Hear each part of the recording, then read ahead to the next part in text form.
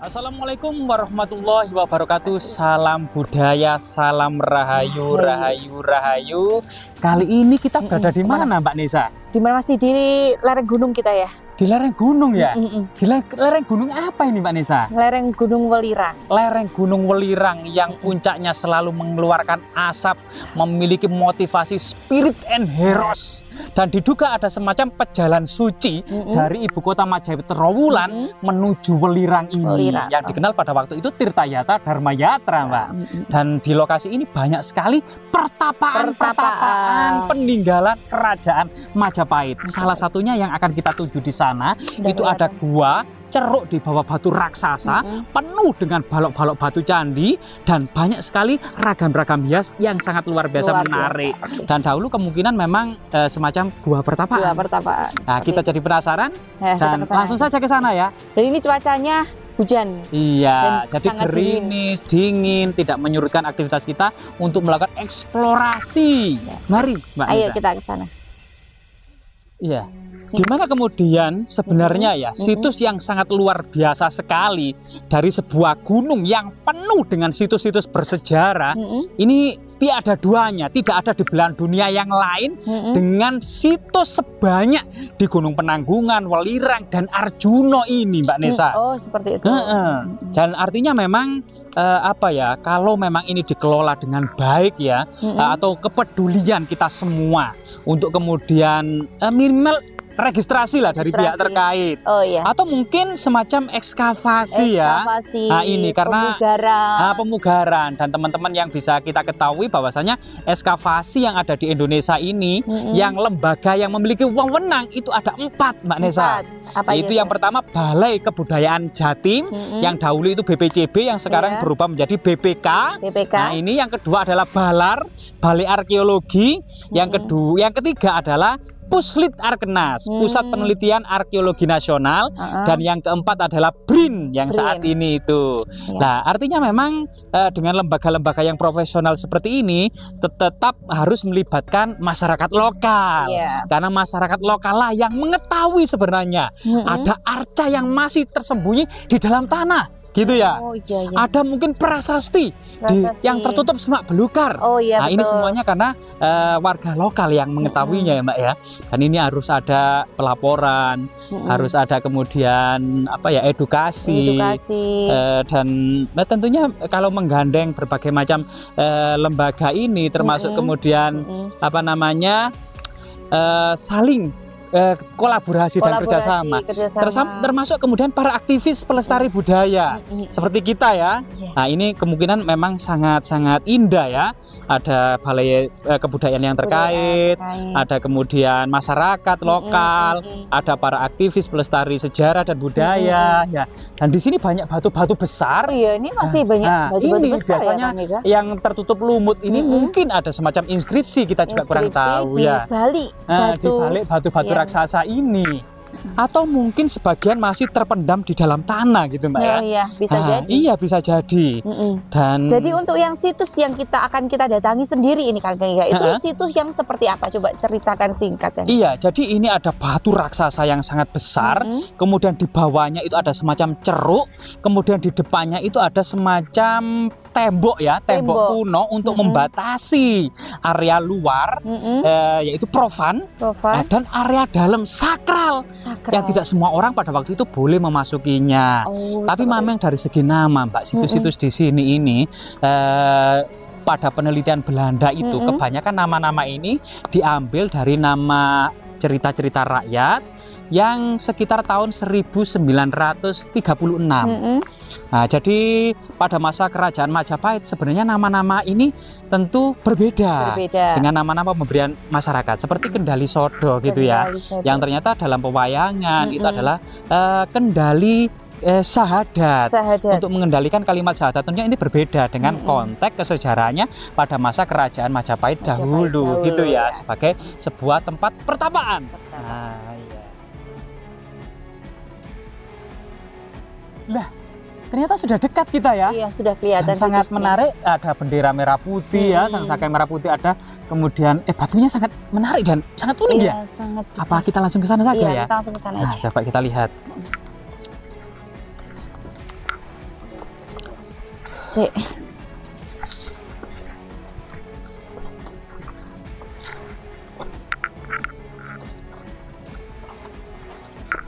Lah, Wah, ini luar biasa ya. iya. Batu namun di bawahnya terdapat seperti kayak ruangan seperti itu ya, Kak? Iya, tempat orang-orang zaman dahulu Mm-mm. melakukan pertapaan. Pertapaan. Sebenarnya sih banyak pertanyaan dari para netizen sih ya, Mbak Nesa. Kalau mungkin dari pengetahuan Mbak Nesa, kenapa sih orang zaman dahulu itu bertapa, Mbak Nesa? Ya karena untuk menuju tujuan akhir mereka ya, dan terutama mereka itu memilih bertapa di puncak-puncak gunung. Jadi mereka merasa bahwa puncak tertinggi dalam kehidupan mereka itu adalah gunung yang semakin dekat dengan Sang Hyang Agung. Seperti itu kalau menurut saya. Menurut Kang Ega seperti apa? Jadi ada beberapa hal ya dalam kitab-kitab tentang pertapaan. Baik itu kemudian pada masa kuno, misalnya Arjuna Wiwaha. Ini sangat tenar pada masa itu, yaitu tentang kitab ini bercerita tentang Pangeran Arjuna. Ini bertapa di atas Gunung Indrakila guna untuk mendapatkan senjata pamungkas untuk melawan para Kurawa. Oh, seperti itu. Jadi ini makna bertapa yang pertama. Untuk memenuhi sebuah keinginan atau cita-cita atau hajat yang belum terpenuhi. Nah, ini bisa kemudian pada masa selanjutnya Ratu Kaliamat itu juga melakukan pertapaan gitu ya, untuk kemudian menuntut keadilan terbunuhnya suaminya, yaitu Pangeran Hadiri. Kemudian orang-orang pedalaman seperti Ki Ageng Pamanahan, kemudian Sutawijaya, kemudian Ki Panjawi itu kemudian berhasil membantu Ratu Kaliamat. Ini salah satu seperti sebagaimana halnya kemudian tujuan bertapa Arjuna gitu ya, untuk mendapatkan sebuah tujuan yang diinginkan. Ada juga kemudian memang banyak sekali tujuan untuk menggapai kemuksaan. Itu harus bertapa. Jadi banyak hal, sehingga kemudian lereng gunung ini sangat dimungkinkan tak ubahnya seperti akademi atau asrama tempat para pangeran muda atau bangsawan muda Majapahit guna menimba ilmu untuk mendapatkan semacam senjata. Itu kan kiasan gitu ya, untuk mendapatkan ilmu yang mumpuni guna menggapai kehidupan, sama dengan guna melawan para Kurawa dalam kehidupannya itu. Coba kita lihat ya, nanti kita lanjutkan tentang kisah Arjuna Wiwaha. Nah iya, senternya mana tadi? Ini. Oh iya. Jadi kita perlu memasuki area yang paling sakral dan magis ya? Nah, kita juga penasaran banget ya. Selain ini ada semacam pembatas ya, semacam gapura gitu ya. Dan di dalamnya ini kita juga sangat penasaran gitu ya. Dan tidak ada tikarnya ya. Untuk kemudian tempat duduk. Kita mungkin jongkok saja nggak apa-apa ya? Kita jongkok aja. Ya jongkok saja. Jadi, nah di depan ini kita udah disambut ini. Ini apa? Coba jelaskan. Jadi ini mungkin teman-teman ya, pertapaan Kendali Sodo yang ada di atasnya dan di bawahnya itu yang dipercaya hingga saat ini sebagai lambang Suryah Kerajaan Majapahit, atau juga disebut Batarah Nawasanga atau Dewa Sembilan gitu ya. Jadi yang tengah Siwah Mahadewa dikelilingi 8 dewa di penjuru arah mata angin, atau juga pada masa lalu disebut dengan Astadikpalaka, yaitu dewa-dewa yang berada di seluruh penjuru mata angin, di mana kemudian di tengah sebagai dewa tertinggi Siwah Mahadewa ini juga mewakili Trowulan sebagai ibu kota kerajaan Majapahit atau Majapahit Empire gitu ya.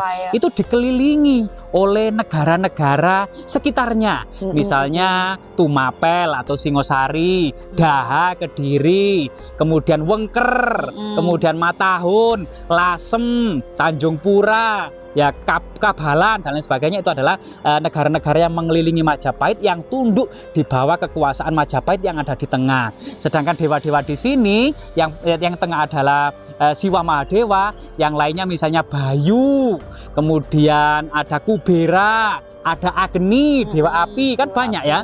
Kemudian ada Wisnu, ada Brahma, kemudian banyak ya, ada Waruna, dewa laut kan ya. Nah ini jadi dewa-dewa segala penjuru arah mata angin itu adalah dewa-dewa dalam kepercayaan tradisi Hindu, namun memiliki makna bahwasanya Majapahit yang ada di tengah sebagai kerajaan Sri Maharaja itu kemudian membawai raja-raja daerah yang ada di sekelilingnya.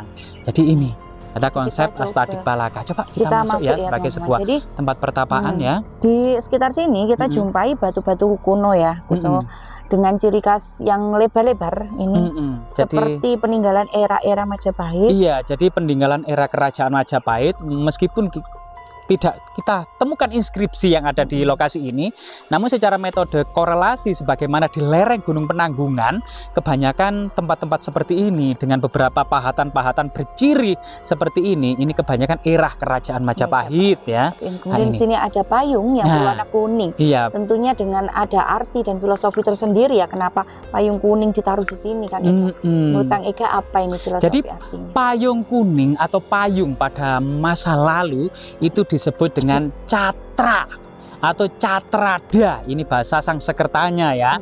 Payung sebagai pengayom, mengayomi, artinya raja atau manusia yang memiliki manfaat di tengah-tengah masyarakat harus kemudian memberikan perlindungan kepada rakyatnya, atau kemudian kita juga semuanya harus bisa melindungi keluarga kita, masyarakat kita. Itu ada sebuah pengabdian ya, untuk kemudian orang-orang bisa berteduh di bawahnya.